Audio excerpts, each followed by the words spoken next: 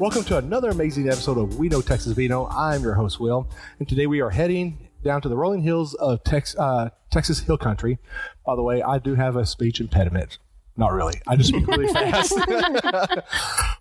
and we're in between Stonewall and High, where a small family-run winery is chasing a dream with just 12 acres of vines. They craft 100% Texas-grown wines, but their story goes deeper. It's about family, passion, and risk, and forging an identity in Texas' rapidly evolving wine scene. So today we are talking to Kristen and Mike Nelson to get the inside scoop on how they helped build Ab Astris. Is that correct? How to enunciate that? Ab Astris, yes. Ab Astris. Mm-hmm. Okay. Because when I was trying to enunciate it through ChatGPT, it gave me a whole different one. It is Latin, so like in theory, you would say it with like an Italian flair. Ab Astris. Yeah. It's a Texan way of saying it. Yeah. Well, welcome to the show. Thanks for having us. It's amazing. There's so many wineries here in the Hill Country. It's hard to find all the little gems. And you go down 290 and you see all the signs and you're like, I need to visit that one. I need to visit that one. I need to visit that one. Crap, I only got 2 days to visit wineries. And it's so hard to get to these places. And of course, I don't know if you're belong to the Texas Wine Friends page on Facebook also. Yes. Like every time I ask, where should I go? Your name's always in the top 10 every time. Oh, thank you. And I try to get contact information on try to get hold of people, and sometimes I get them quicker than others, and so it just falls in place. Now that I've been doing this for 3 years, I've got great contacts like January that she can plug me in places where I want to go now, and even find some really amazing, like I wouldn't say what's what I'm looking for, little golden spots or hidden gems. That's the word I'm looking for. And I'm not going to lie, pulling into this, I'm like, how did I not know about this place? This is my kind of speed right here, So, but welcome to the show. Real quick, before we get going into the show, I just want to let everybody know that you can find this podcast on any podcasting platform. You also find us on YouTube. Just look up We Know Texas Vino. And then, of course, you can find us on Facebook at We Know Texas Vino. I want to say sorry that there hasn't been an episode in a while. There's been a lot of stuff going on in personal life, but we'll get back on track. I've got episodes baked up, and we're going to get this train going again. So awesome. Well, real quick, I just want to know where y'all's background came from. Before you got into wine, everybody has a starting point in life. So where did y'all start at? They look at each other and say, go first. Yeah. I mean, I think, ultimately we started as wine lovers. I kind of... when I tell this story, I like to go back to like the very beginning. As a child, my dad was in the airline industry. He was in charge of like setting up the hubs for American Eagle on the West Coast. And that brought him to San Luis Obispo, California in like the late 80s, early 90s. Okay. And he fell in love with it. It reminded him and my mom kind of Spain, just like beautiful, like mountainous and rolling hills, like awesome climate, right by the beach, but also like, inland there's hiking and mountains. And I mean, it's a beautiful area of the world. So they ended up like buying a condo out there, and they would take my sister and I out there for like a month every summer. We'd go like for Thanksgiving or Christmas here and there, but we spent a lot of time out there, and my parents are big wine enthusiasts. And so, anytime we were out there for long stretches of time, we would inevitably go to wineries and vineyards. And, I was just one of those kids like we see out here running around, tearing through the vineyard. Or Call them winery rats. Yeah. Peeking in the production facility, wondering what all those barrels were doing there. And, the wine in general has a lot of like sensory experiences, obviously. And so, one of the biggest drivers of like the feeling of nostalgia is also sensory experiences. And so the smells and, the sounds of leaves rustling in the vineyard, or the smell of, a cellar with wine aging, when you experience that at a young age and it, jogs good memories, then, you come of age and you start doing the same thing. And it's like, it just all comes together as like your happy place, something that brings you joy. And so I would say that was my experience, having that at a young age, and then coming back full circle to being 21, 22 and starting to visit wineries and seeing the same things, smelling the same smells, and then being in a place to really appreciate what you're drinking and why. You know? Like, no doubt the first wines I drank were grocery store cabs that were under $20, and they were unremarkable, and I didn't really love wine. And then, you know, turning 21, 22, going out to California with my parents and tasting a boutique Syrah or a Zinfandel, you know, and having a winemaker explain, you know, this was grown in this place and the terroir is very interesting, and we only made 10 barrels or, you know, 250 cases of this wine, and, you know, I made it with my own hands, and you're going to smell, you know, blueberries or, you know, some jammy whatever, and like going through the list and actually tasting that, you know, it's like, wow, this is peppery. Why? How is a wine peppery? You know, like, and picking up on the nuances and being able to appreciate like the effort and the process that went into the beverage that you're drinking. You know, and I tell a lot of people that come into the taste room that wine is, who needs a time machine when you have it in a glass? For sure. Because it will bring you back to a time and place in your life. I mean, I've talked about multiple times where, you know, we get talking about asphalt, how some wines taste like asphalt. And then all of a sudden we talk about when I was a kid playing baseball out in Red Sands in Breckenridge, Texas, and all of a sudden a little micro rainburst will come down and all of a sudden the dirt will come up, and I remember that smell. And when I tell people that, they're like, you know, I never really thought about it that way. And and then it triggers those moments in life. For me, so Mike and I started dating when we were at UT, and his parents moved out to California permanently when Mike was a senior, I think. So I was a teacher. He was a law student, and we had kind of these natural breaks in our schedule to go visit his parents. So, you know, summer break, Christmas break, Thanksgiving break, spring break. And we literally, his parents wanted to see us. So they were very kind. They'd fly us out there. And I'll never forget the very first tasting experience I had. They took us to Edna Valley Vineyard. And I remember asking Mike's mom, so how do they get these taste in the wine? Do they put, you know, rose petals in the wine? You know, had that very naive question, but I mean, that's a valid question. Yeah. And it's a great, I mean, I think a lot of people don't necessarily realize, no, that's not what happens. But going out there, falling in love with wine, kind of having some aha moments with wine. I always tell people in the tasting room that Mike, one day looked at me and he said, I want to be a winemaker. And I said, well, we're like $180,000 in law school debt. So that'll be a retirement dream. Not going to happen anytime soon.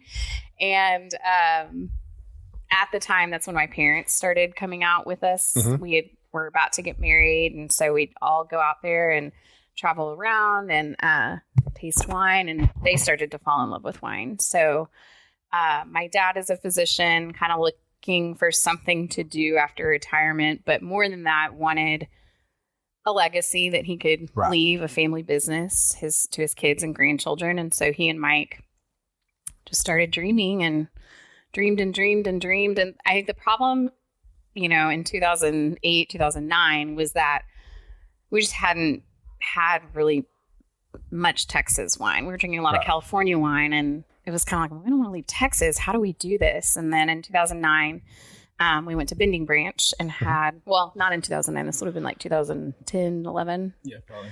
I think it was a 2009 vintage. It was a 2009 vintage. We had a 2009 Tannat from Bending Branch. And my dad and Mike still to this day talk about like taking a sip, looking at each other like, holy, you know what? It was for sure one of those aha bottles. You know, there have been a few in my life, but that was for sure one of them. And it was, I mean, like, you know, at that time in the Texas wine industry, like it was hit or miss. You know, there were, it was rare to be blown away by a bottle, I would say. Like we've made strides, not just, you know, it was some, you know, things were few and far between. Anyway, so we have that bottle doing a tasting there, and it uncorked all of the, it's like, I've never heard of Tannat, but it's awesome. Like, maybe there's a million other varietals that would grow well in Texas that just haven't been discovered. It was, if this, this is so promising, maybe the whole industry is headed in, this in a good direction. Right. I mean, it just, it was an inspiring wine, and it literally got us talking about we should start a winery in Texas. We had a lot of things at that moment that kind of came together. So John Rivenberg at that time was leaving Benny Branch, and they sent out an email that he was looking to consult. And so it was like, oh, wow, we'd have someone that can actually teach Mike. That was a big roadblock. Was, well, this all sounds really good, but we have no idea what we're doing. My parents actually lived across the street from Dr. Becker at the time. And so he was so wonderful and just very encouraging and kind of instrumental in telling us, you can do this. I did it. This is how we did it. He and Benny invited us over for wine at their house. And anyway, we had just a lot of wonderful Texas wine support at that time. And it's always takes one person to trigger a spark. You can sit there all day long and have everything sitting right there, but you don't have the spark to get it going. It'll never catch fire. And everybody, this is why I collect everybody's stories, because I want to hear where that spark came from. Yours came from drinking California wine, but you didn't want to go to California. You want to do Texas. Now you got inspired to do Texas wines. And that is just absolutely phenomenal. And I freaking love it. Texas, I just started drinking wine 5-6 years ago. And I've gotten such a fascination with this wine. That's why I started doing this. And same thing. I wanted to make wine, and I got pushed into making wine. And so, but I mean, but it's fun. It sparks imagination. It sparks artistic imaginations, and it's all that in a glass. And people sometimes don't understand that, and it's hard to tell them. All the time, one of my favorite stories, when we first opened for the first 3 or 4 years, we not only, Mike worked in the vineyard and made all the wine, but we worked the tasting room every day. So Mike would get a tasting, and people don't know, they don't understand, and someone would be like, ugh. And this Mike wine's not nearly sweet enough. And Mike's like, this is my art. I made this. Or my favorite is he'd get, this is actually pretty good. Yes. Yeah. Thank you for adjusting your expectations. Right? That brings up two little things that's happened to me in the last couple of weeks. So I had a lady come in the other day and doing a tasting, and she's like, I like dry wines. And I said, dry does it mean no sugar or dry with tannins? And she goes, no sugar. I'm like, okay, good. We're in a great path. So I pour her a glass of Viognier. She drinks it, and she goes, this is too sweet. And it's fruity. My brain didn't compute. My brain was trying to come back with a rebuttal. I was like, I can't. And the guy standing right next to me, he goes, your taste buds are way off, lady.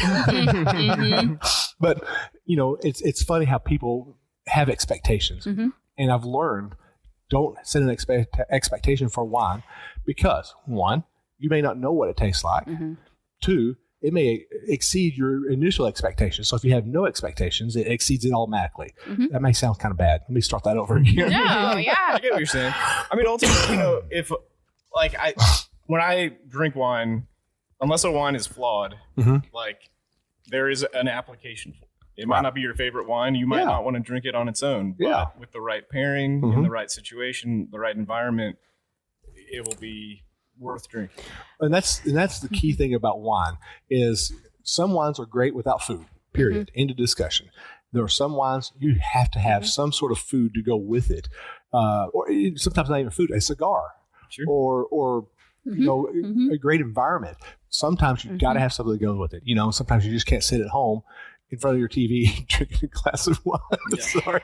So one thing, kind of piggybacking on what y'all are talking about, and I think something that's such a detriment to our Texas wine industry is when we do get on these Facebook groups or whatever, and people are talking about bad wine. And it's like, guys, a wine, you can say a wine is not for me, but unless it has a flaw, it's selling somewhere, and there's a reason for that. And there's someone's palate who it's suited for. You okay there? Are you fishing there? It's just protein. Just protein. Yeah. Well, and I've even had people come in and they're just like, in fact, actually, I had a gentleman come up and say he hates Texas Tempranillos. Okay, so in my head, I'm saying game on. Mm-hmm. Okay, and so challenge accepted. Yeah, exactly. Yeah. And so I will pour them a whole bunch of wines, and in that middle somewhere, I will pour him a Tempranillo, and he'll drink it. And I said, if you like that, will you buy a bottle right now, here now? And he goes, yeah, if I like it, I'll buy a bottle. So he drinks it. He goes, oh my gosh, that is amazing. What is it? And I show him as a Tempranillo, and he's like, crap, I got to buy this bottle now. But I mean, it's fun to help people understand and don't hate a varietal or a bottle of wine just because you had one bad experience. For sure. Try them all. Yeah. I mean, I've had especially with regional variation. Yeah. For me, I love Texas Tannat still to this day. I love it. We make Tannat, we grow Tannat, and if I see Tannat on a menu elsewhere, I will gravitate towards that. But if the first Tannat you ever drink is a Madiran, from France, where Tannat comes from, it is a very austere wine. The tannins are off the charts. It is very hard to drink on its own. And so, if that's the only Tannat experience you have, you might write it off forever and never try a Texas Tannat that could change your life. Well, I have a Tannat experience. So my very first Tannat I drank was at Landon Winery. It was 4 years ago. I drank it. It was too tannic for me. It was chewy tannic. And I'm like, I will never drink another Tannat from that. Well, I come down here literally that next week to Rustic Spur, and she poured me a glass for Gramps. Didn't even tell me what it was. And I drank it. I was like, man, that is amazing. Holy cow, what is that? She goes, Tannat. And I'm like, but I had a customer come in about 3 or 4 months ago, and he was telling me how great the Tannat is. And I was like, no, it's too earthy for me. I can't drink it. But I actually got to look at it. It's almost 10 years old. So I'm like, you know what? I'm going to revisit it. Bottle time. Let me tell you something. That thing is amazing now. Absolutely gorgeous. So what I tell people is if it doesn't taste good now, give it a little bit more time or holy crap, I just went blank. Aerate it or decant it. That's what I'm looking for. I'm sorry. I knew that there was that D word out there. and it'll help loosen it up a little bit and get where you can drink it. Absolutely. I think Mike typically makes our Tannats out of the Topless Creek clone. And one year we got some Tannat from Nara that was an Ontov clone. And they're so different. Really? You have really heavy, at least in my experience, people that come in the tasting room really lean one way or the other and don't necessarily like both, but they have, their clone that they like. And that was a good lesson for me. I mean, it comes down to the clone. It comes down to the weather that year, the land it was grown. I mean, there's so many factors that one year you could like the Tannat and the next year it might not be for you. So that's kind of funny. That actually leads into one of the questions I have here. All right. It says balancing experimentation with consistency. How much do you use to push new varietals versus blends, and what really works reliability? You can't get away from vintage variation. Every vintage is going to be different. Yeah. Like Kristen was just saying, because of the weather. Yep. And it's, it's more than just that. Like the weather, for the whole year, and then the weather right before harvest. Like there are years where when we have a rainy summer, you are forced into decisions where, something's at 23.5 bricks and you really want to hit 25, but it's looking like it's going to rain for the next 4 days. And that will never happen. If 23.5 gets rained on, you're going to get diluted. You have the possibility of rot. It's just, okay, we got to harvest this a little early. Right. And then there are years where it's a super dry summer and it's very hot, and you get, you take measurements in the vines one day and they're 23, and you go out the next day and they're 26.5, and you say, all right, let's harvest it. Yeah. But if you taste, you do a vertical, and that happens back-to-back years, and you taste a wine that was harvested at 23.5 bricks next to one that was 26.5 bricks, they're very different. They both have their things that are beneficial to them. Like one's not going to be bad just because of those numbers, but they'll be very different. Right. And it same varietal, same vineyard, it's just the vintage variation. So, in a perfect world, we would be in Napa Valley and, be able to bank on what the weather's going to be like, almost no matter what, other than fires. But, it's just a different growing environment. Right. And so I think, are maybe subject to the fluctuations of vintage variation more than other regions. But I think that's also very exciting, and it's a reason to keep coming back because, it's fun to do little mini verticals or full verticals. You can stack 3, 4, 5 vintages of the same wine in a row, and just, if you know the backstory too, it's really fun to be like, this was a super wet summer, or this was a drought year vintage. Well, and people come into the taste room and they always ask, grapes love a lot of rain. I said, no, grapes hate rain. and they look at me with this puzzled look on the face. And I said, well, let me explain to you why. I said, the hotter it gets, the more stress they get. The more stress they get, the more sugar they produce, because they don't know when they're going to get more water. So it's kind of like your body. When you don't drink any water, you start retaining water until you drink water, and then your body kind of decompresses all that. And they're like, oh, okay. They think about that just a little bit more. And they said, well, what happens when it gets rain? I said, well, then what happens is when the rain comes through or they get water, they decompress, they shrink back down. And they look at me and I said, here's how I'll explain it to you. Grapes are measured by bricks before they're harvested. This determines how much alcohol is going to be in it. Your typical reds, they will between 24 to 28 bricks. If it rains, that knocks it down to maybe 20, 23, 21, something like that. And they look at me like, okay, that makes more sense. Why you want your reds to be higher, and then of course your whites will be lower.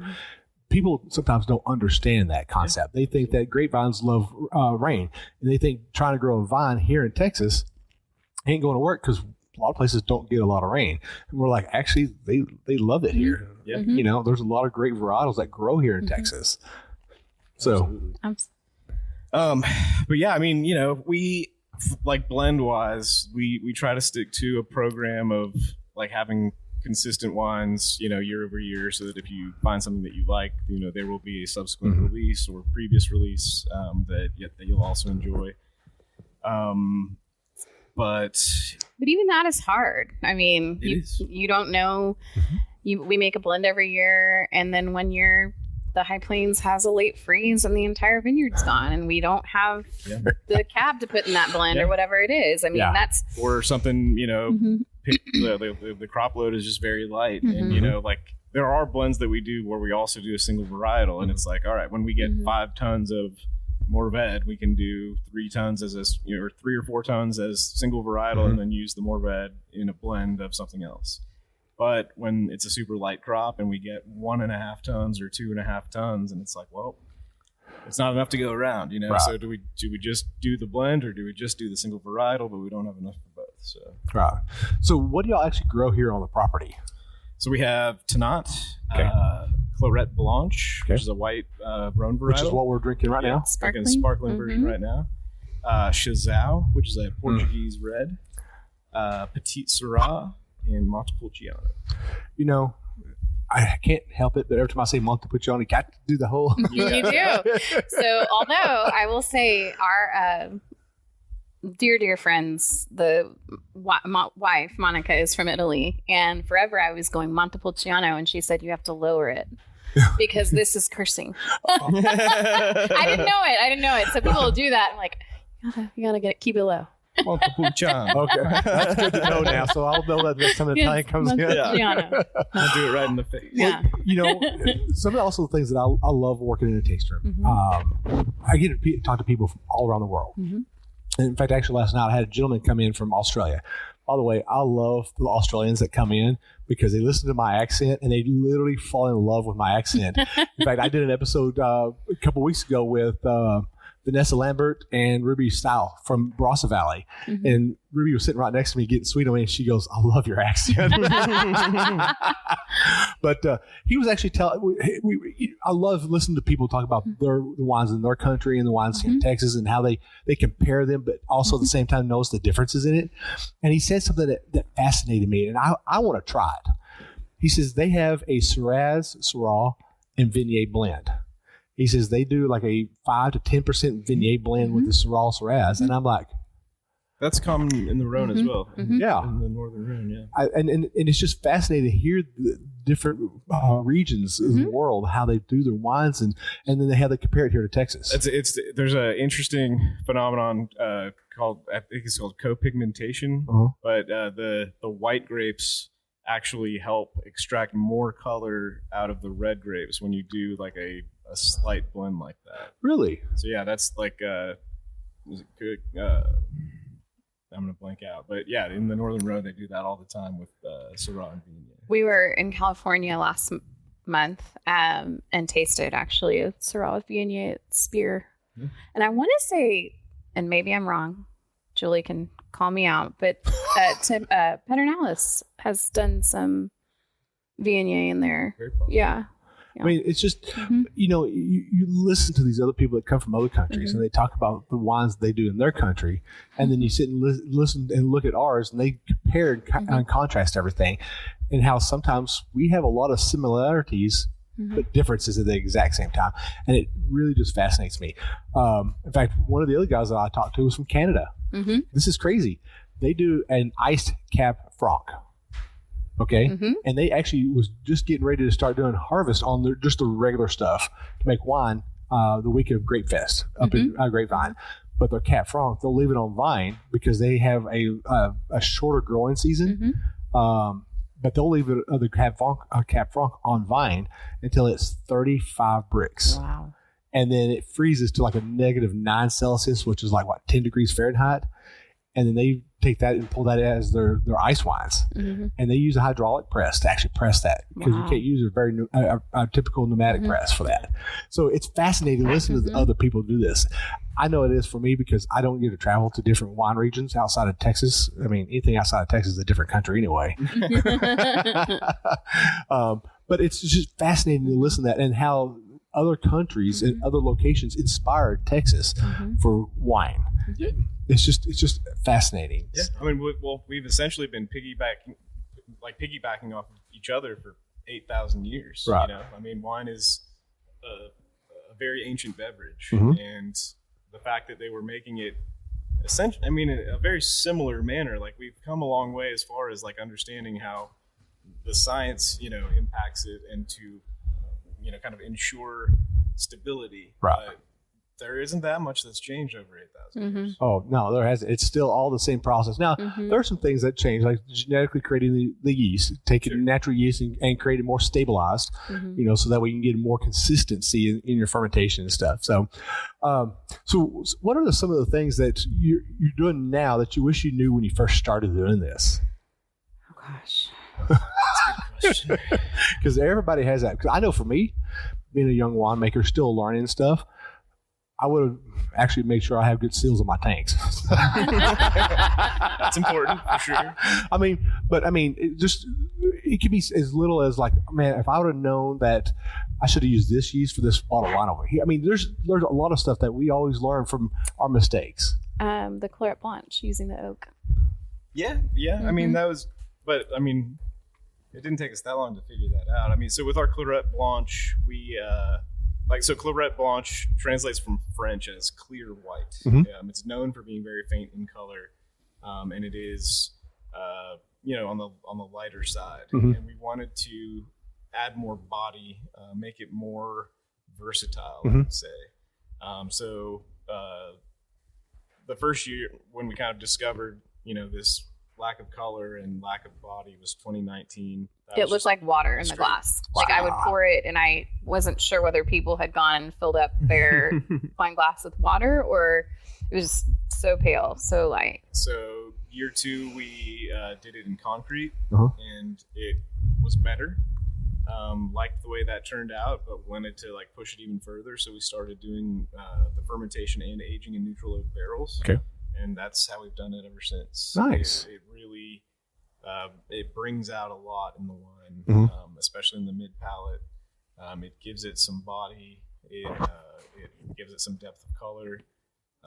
Really like the way that goes. Honestly, I would say I would think pretty much any winery would give you the same answers, but One would be like you never have enough space. You know, like we built our production facility, we thought bigger than we needed, and when we started moving stuff over there, it was just like crap. Not big enough. I mean, I can tell you how many times I've heard that already. And I think the same thing goes with like the tasting room. You know, like when we added this whole patio on, you know, a few years ago, and it's great to have a bunch of outside seating, but when it's raining, when it's freezing cold, when it's 110 degrees, it's like, you know, maybe we should have done smaller but enclosed. Right. You know, I mean, I just having the flexibility to, you know, be able to like make your space the way you want it, I would say is, but it's never the right decision. If you have a big enclosed area, people like, you know, they want to be outside. Sit outside. If it's outside, it's like, oh well, it's kind of windy today. I wish we could be inside. You know, well, you know, when you start your venture, let's just call it a venture, because I mean everything's an adventure, you know. You say, well, you know, I'm going to do this and it's going to be perfect size and everything's going to be okay, and then within a year you're like, crap, I've got to expand again, and then within a year of that you got to expand again. I'll give you a great example. I'm not going to say this out loud. My favorite winery, okay, I'm going to do it. Over in North Texas, Lonesome Vine. We're about a month of each other's age, because they opened up, I think, 1 month before I started doing the podcast. And they said, oh, we're going to keep it this small. We're never going to expand. Within a year, they've already expanded to another part of the room. And they're like, oh, we're not going to expand again. Well, they already expanded again on their deck. And then they're like, oh, we're not going to expand again. Well, now they've enclosed that now. Yep. So, you know, Sean Connery said never say never, you know, because he said he'll never do another James Bond. He did another James Bond. But it's funny how you say, oh, this is going to be good enough. And then you find out later on, like, yeah, we need to expand again and do it again. And that's when you know you're doing something good, if you're having to expand again. Good problem to have, for sure. Oh, yeah. So one of the questions I also have here is, how did y'all come up with Ab Astris? Well, so the root, like when we were trying to figure out a name, you know, we were just kind of throwing stuff at the wall to see what stuck. And so kind of a twofold thing. There's a quote from Galileo. He said, wine is sunlight held together by water. And so we were kind of talking around that quote, and someone suggested, like, from the heavens, you know, like what's a good like way of saying that. And so went back to like high school, you know, religion class days with our a little bit of Latin in there, and he went to all boys Catholic school. The phrase, so lots of Latin. The phrase Ab Astris came up, and I just we all kind of fell in love immediately. It's a very beautiful way, kind of acknowledging the fact that, you know, wine is sunlight held together by water. It's just this beautiful ancient thing that means a lot to us, and the way that we, you know, have come about it. Right. It's just it's a beautiful thing. I think also going back to what we talked about at the beginning of the podcast, just having those moments of kind of like stars aligning. We had, you know, John Rivenberg happened to be leaving Bending Branch and wanted to consult. We had Dr. Becker give us this great advice. We had several things that happened. We call them like our Ab Astris moments, like stars aligning. I like to carry that forward into kind of the tasting room too, you know, letting our wine club talk about their Ab Astris moments and hearing some of those stories of the stars aligning for our guests and consumers. So, you know, and that's why I love doing this, because you're telling this story, your wine becomes even better. It's already good as it is. Just from the sparkling I'm drinking here, I thought it was amazing. I'm a big snob when it comes to sparkling. Okay, I'm sorry. You know, there's a handful of sparklings in Texas that I've tried and I've liked so far. You know, we can name drop if we want. Lisa Christopher is actually, she's the one who actually made me really fall in love with Texas sparkling. You know, but you know, everything that I've drank, and I'm hoping I'm going to drink some more here in a little bit. Yeah. Everything I've read about y'all have got some amazing wines, and I'm excited for y'all because y'all are just doing something amazing, and your name's always popping up on everything that I'm seeing. So honestly, you're doing something right, you know? Thank you. Unless it's not right, but everybody thinks it's right. We think it's right. Yeah. But I love that stories, you know, and I think every winery has a story. the humble beginnings to where you're at now. That's what I love collecting, and it just makes me happy. Awesome. So, is there anything else y'all want to talk about? I mean, is there anything that I missed that y'all really want to hit on? What is the future for Ab Astris looks? When is this going to come out? A couple of weeks. Sorry, y'all. Probably 6-8 weeks. Okay, I was good. Well, we have an event like on October 19th. Okay, it didn't make sense. Yeah, if it's already you just plugged it. Something, I don't know, something really important, especially recently to our family, and just kind of sign of the times. Mm-hmm. You know, there's a big movement to eat local. Mm-hmm. I think it's really important, and something that's lacking from our new world American diet is pushing drink local then. Mm-hmm. Because what grows together goes together. Mm-hmm. And you're up in North Texas, but you know, even down here, you have access to wineries within probably an hour drive, depending on where you are in the state. And you can support your local wine growers and farmers. And honestly, the wine that they're making from from our state land that's what's going to go well with the food that comes from here. So, well, and that's probably Texas is a huge state, and in our tasting room we have the AVA map of Texas, and sometimes I just sit there and stare and look at it. I was like, man, we have almost every type of climate you could ever ask for to grow grapes in, and I show people this, and I point out where vines are grown at, and then they say, well, how far is it from El Paso to Texarkana? And I was like, it's like 18 and a half hours. Yeah. Isn't it I'm pretty sure Chicago is closer to Texarkana than El Paso is. It is. It's quicker to go from El Paso to Hemet, California than it is to go from El Paso to Fort Worth. Wow. Crazy. So, but it's sad that as Texans, a lot of people don't know Texas, and I'm guilty of it. 5 years ago, I had no clue that Texas grew grapes and made wine. I had no clue, and then I all of a sudden get into it, and I'm like, wow, how do people not know this? Now, I can say this for some places. The reason why they don't see it is because a lot of the vineyards are off the road, and you can't see it. Sure. And so when it's like that, they don't know there's a vineyard going on there.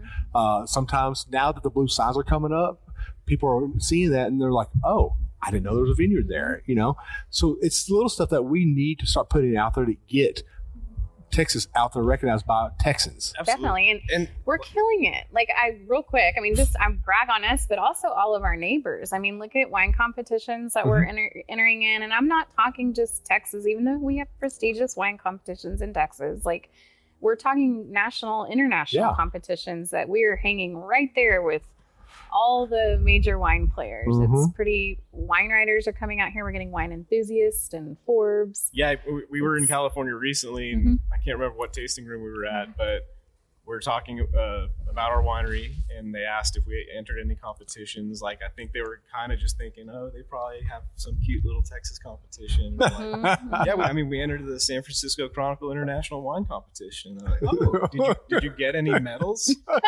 And I was like, yeah, we got 7 golds, and their jaw dropped. I mean, they're literally like the question was posed in a way where it was like, maybe no medals were awarded, or maybe you snuck in for a bronze, and it's just like, no, like we're making good stuff out here. And that's what surprises a lot of people when they say, well, how does Texas ranking compare with like Oregon and Washington and California?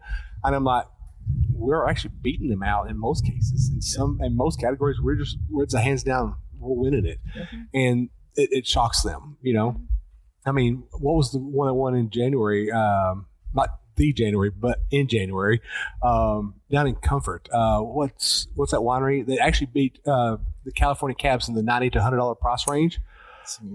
Yes. And when I told some people that, they were like, oh, California cab is the best cab in the world. I said, actually, Texas actually beat them out in the $90 to $100 price range. Well, and just like back to the original question, I think Texans are unique in our pride for our state. Like, maybe there are, but I don't know of people that get like the outline of Iowa tattooed on their shoulder, or like people, make waffles in the shape of, Wyoming. But like, Texans love Texas, and rightfully so. Yeah. It's the best state in the union. we have beaches, we have mountains, we have rolling hills, we have piney woods, we have all of these very cool things.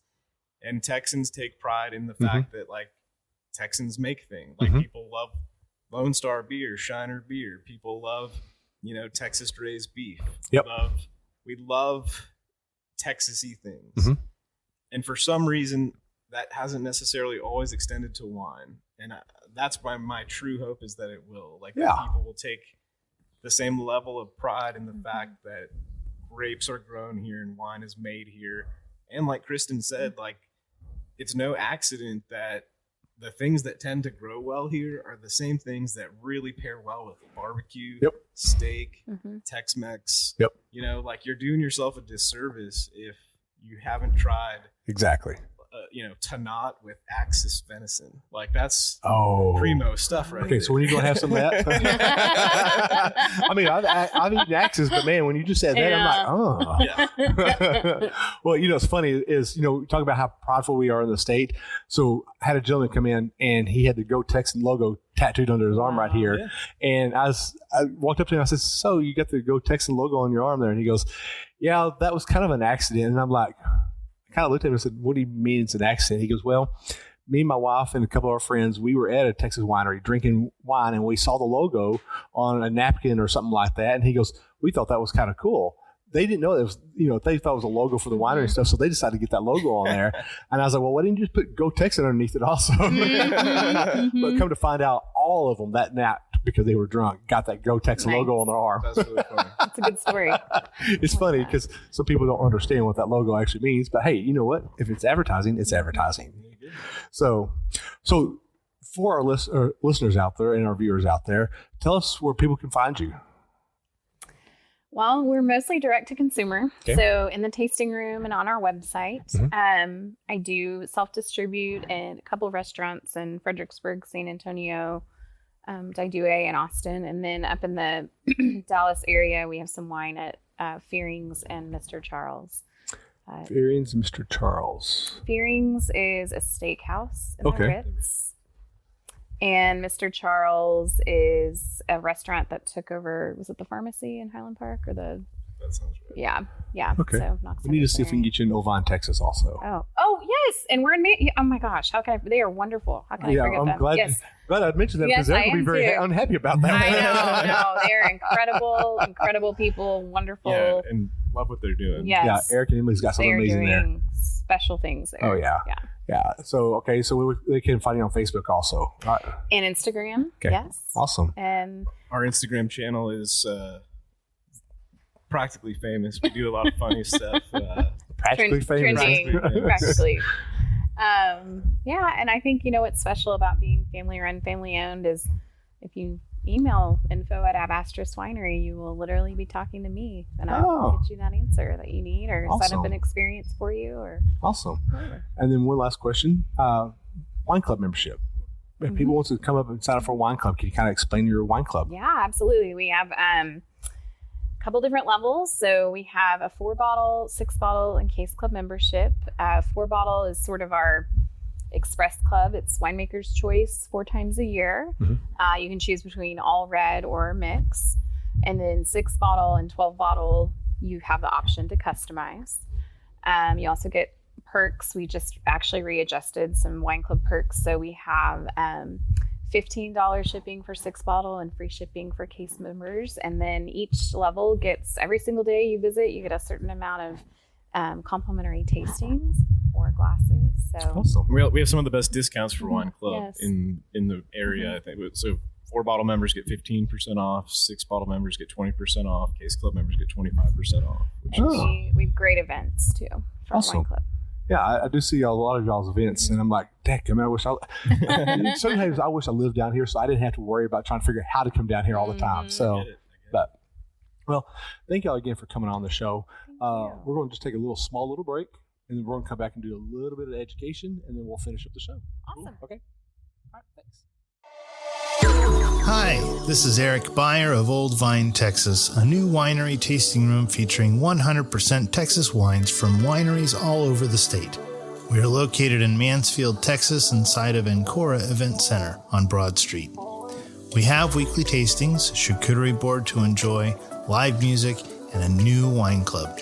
Go visit our website at oldvinetexas.com to sign up for our newsletter and learn more. Or you can find us on Facebook and Instagram at Old Vine Texas. We'll see you soon. Welcome back, everybody. This is Will. We're at Ab Astris. We've got Kristen and Mike here. Sorry, I had to look at my notes. We've been drinking. I got part-timer's disease sometimes. But this is one of my favorite parts of the show is wine education. And I like to educate people because people, the way the wine is today, nowadays, or what California has made wine is pretentious and snobbery. And people have a hard time wanting to ask questions about it. And I want to try to bring that out and try to get where people could be more, I want to know more about wine. And they listen to the show, they get a little educated, and then they don't feel so intimidated when they go into the tasting room. So we're going to talk about the fundamentals of wine and make it relatable. Okay. So we're going to talk about a couple of little topics. We're going to just kind of hit and go off of it, all right? So, for example, we're going to talk about how to talk about wine without sounding pretentious, using languages like jammy versus fruit forward versus tannic versus drying. So I know a lot of people coming into the tasting room, I don't know about y'all, when they say dry, they don't realize they're talking about they don't want sugar in their wine. They're thinking the mouth finish. Right. So what are some ways that we can help people understand that without making them feel like they're dumb? I mean, I think, part of it's knowing your audience and seeing if you have an opportunity for education. Like if they're interested, if they're asking leading questions, if they want to know more, like I love teaching. But if it's, they just use the wrong term, no interest, it's just like, all right, well, I kind of know what you mean, so I'll just play along and go from there. But, the tannin question, like one thing I always like to talk about is like, because tannins are like somewhat of a mystery and like to a lot of people, but they shouldn't be because there are tannins and stuff that we eat and drink all the time. Think about tea, think about if you have a tea bag in a cup of tea and you leave it in there for 30 seconds and take it out, and like there's not much tea in there. Right. Versus if you put 10 of them in there and leave it in there for 20 minutes and then drink that, and it, will really pucker your cheeks because there's a ton of tannin in tea. Chocolate's the same way, like especially like it's when you don't want to think about like a Hershey Kiss or milk chocolate, but when you think about cocoa powder, like, eat a scoop of cocoa powder. Well, I mean, I don't know if that's tannins. That's just called powder dried. Well, but there are tannins in chocolate, right. So just explaining it in a way where it's like, there's this word that we're using, but it's in your everyday life, and just being able to point that out and kind of make an analogy of, this heavy tannin wine is like a cup of tea that was made with 20 tea bags. Yep. This very light-bodied rosé, like, is a skosh of a tea bag. Right. Well, one of the things I tell people when they try to explain what a tannin is, I tell them, get your tea bag, get it nice and wet, and stick it in your mouth. And I said, leave it in there for about 5-10 seconds and pull it out, and then feel how your mouth just all of a sudden just dries up. And when I tell them that, they said, can we just go to a barbecue joint and get tea? Because I mean, I've been to many barbecue places where they just put way too many tea bags into it, and it's just too much. I love when people come in, I was taught to feel tannin, right up above your teeth on your gum line. And that more, the burning you feel there, like that's a really good indication of tannin. And so I love to give them a little sample of 2 different wines and say, does this bother you or do you enjoy it? I think that's a great quick little lesson on that. Well, and that actually goes into the next one I've got here. It says, talk about sweet versus dry. Again, a lot of people don't realize the word dry means not sweet. And then what really throws people off is when you have that bottle that says dry on it and they drink it and they're like, oh, wait a minute, this is sweet. And I had to explain to them, well, that's fruit forward, and then you have to kind of go into that part right there. But it's fun because they look at you like they're soaking it up. You can see that they're soaking it up, trying to understand that. So with that being said, how's another way we can explain when a wine is dry but has that very fruit forward taste or that jammy taste? Man, I mean, I think that comes up most for us. Like, so we do not make any sweet wines. Mm-hmm. All of our wines are dry, like in terms of sugar content. But we do get people that come into the tasting room and say, like, do you have anything sweet? And, the first answer is no. But, like, this rosé, for example, like, is very fruity. It's very fresh. It's not, like, there's no tannin to kind of, like, dry you out. So if your preference is sweet wine, let's try this rosé or let's try this white blend, that has, fruit forward notes or fruity notes and good acidity and things that will, in your mouth, replicate the kind of activity of drinking something sweet. I think too, as a wine ambassador sitting there, and if you can get really specific, like, this to me tastes like those little strawberry candies that are nostalgic. The one that looks like a little strawberry bag. Yeah, yes. you can give them that real specific, like, there's not any sugar in this, but sink back and think about what that tastes like. And then they have that aha moment of, oh, I get that. And all of a sudden, the sweet wine drinker that wants the sugary, syrupy wine might be able to connect with that because they know what that tastes like and they get that in that dry wine. So, and that's one of the things I also really enjoy about having a dry wine that is a very fruit forward or fruit pronounced wine, because you get that person that comes in and they want something sweet and you're like, I got something for you. I got you. Yeah. And then one of the things that I get asked all the time sometimes in the tasting room is also, how do they make a rosé wine? And sometimes they'll say, well, do you just take red wine and pour it on top of the white wine? I was like, yeah, I wish it was that simple sometimes. Yes, that would be a blush. But, without going into like technical details, how would you tell somebody the differences in it without getting technical? Well, I mean, it would be it's like tough. A surface level technicality, but for, so we make rosés in two different ways. We have direct press and we have saignée. If someone knows nothing about wine in general, I will merely explain the direct press method. The saignée method kind of does get a little technical as far as like their understanding of how grapes arrive to us and what we do with them after that. But the quick answer is, like, you see the pink hue, that's because these are red grapes. But it's pink instead of red because we press them immediately to separate juice from the skins and then ferment just the juice by itself. Whereas with red wine, they're all fermented together and we press after the fact. So, I think people can grasp that. Like, if you have even very little knowledge of wine, it's like, okay, like, I get, something is red to begin with, but you squeeze it off and separate it from the thing that makes it red, it won't be as red. Awesome. Well, I appreciate y'all's time today.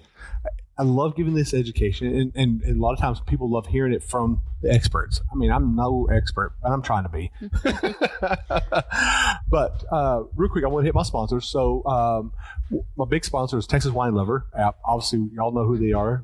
Jeff has made a great app out there, and I have introduced a lot of people to that app, especially when people don't know anything about Texas wine that live here in Texas, and I present it to them, and they're like, did not know that there was this many wineries in Texas. And the next thing you know, they come back in a couple of weeks later, like, thanks for making me a habit now. So nice. And then also for Eric and Emily over at Old Vine, Texas. Love them. Love what they're doing there. I love how they bring in the Hill Country wines into North Texas for the people who don't want to drive down here. Because, I mean, some people look at 4-hour drive and like, yeah, I don't want to drive 4 hours, That, and even if they do, realistically, how many times per year can you make that trip? Yeah. So having an option up there, to save yourself a trip is Given awesome. their weekly lineup. It's so cool. Yeah. Well, you drive 30 minutes. I mean, from anywhere in Dallas-Fort Worth, it's about 30 minutes to Mansfield. And you can get there, you can drink your wine, and be at home before Murder, She Wrote comes on. And then my last sponsor, and I forgot to bring it because I always bring it because people don't understand it, but I have this nice little flask, and I don't know if y'all seen it online. It's called a High Camp flask. Okay. So basically, it looks like an old Coleman thermos. And both ends come off, it has magnetic tumblers on the end of it, and it holds one bottle of wine, and it will hold it to the perfect temperature up to 24 hours. Okay. I actually put it through the test, and we were out at Possum Kingdom Lake. I took a bottle of actual Tannat into it, and I left it in the sun. the whole day while we were working on our cabin, and me and my stepdad went out there and opened it up and poured a glass of wine. It wasn't like your 70 degree chilled wine, but it was still cool. It wasn't hot. It was still cool. And I was really impressed with that. And it's like a Christmas gift idea, I think. Oh, it's yeah. And I'm actually working on a deal with him right now to actually start wholesaling it. Cool. So more to come on that. So, all right. So now we'll come to the end of the show.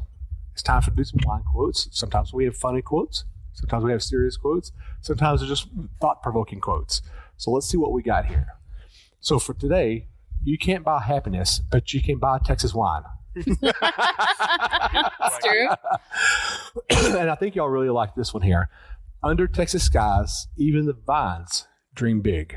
Oh, that's beautiful. Yeah. So this is Will. Kristen. This is Mike. And this is We Know Texas Vino. Cheers. Cheers.